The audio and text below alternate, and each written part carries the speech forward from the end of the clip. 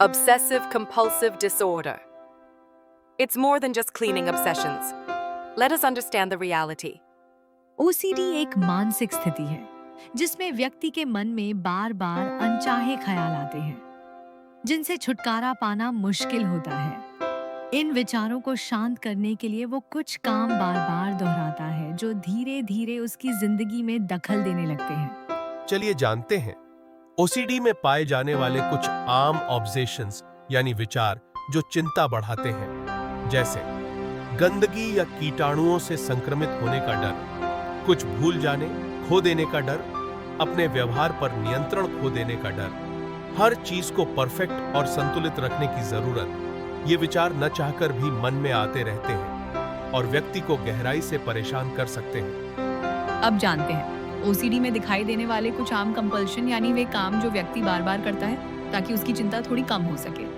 बार बार हाथ धोना या सफाई करना, किसी चीज को गिनते रहना और बार बार चेक करना, जैसे दरवाजा लॉक है या नहीं, गैस बंद हुई या नहीं। ये हरकतें अनजाने डर से छुटकारा पाने की कोशिश होती है, लेकिन ये राहत सिर्फ थोड़ी देर की ही होती है। अब जानते हैं कुछ लोगों को ये मानसिक स्थिति क्यों होती है।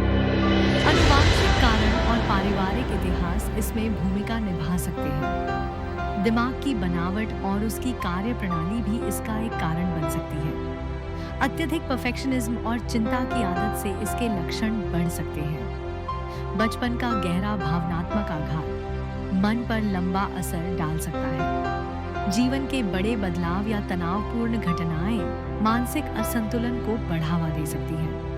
पहले से मौजूद मानसिक समस्याएं इसे और जटिल बना सकती हैं। इस मानसिक स्थिति से निपटने के लिए 3 मुख्य उपाय हैं। पहला, कॉग्निटिव बिहेवियरल थेरेपी या सीबीटी, जो सोचने और प्रतिक्रिया देने के तरीके को बदलने में मदद करती है। दूसरा, एक्सपोजर एंड रिस्पॉन्स प्रिवेंशन यानी ईआरपी, जिसमें व्यक्ति को धीरे धीरे अपने डर का सामना करना सिखाया जाता है। और तीसरा, कुछ एंटी डिप्रेसेंट दवाएं जो लक्षणों को कम करने में मदद करती हैं। थेरेपी और दवाओं का संयोजन अक्सर सबसे असरदार होता है। ये एक सच्ची मानसिक स्थिति है जिसे समझ और सही देखभाल से ठीक किया जा सकता है। और ऐसे ही जागरूकता भरे कंटेंट के लिए फॉलो करें लर्निंग लूप NGCA।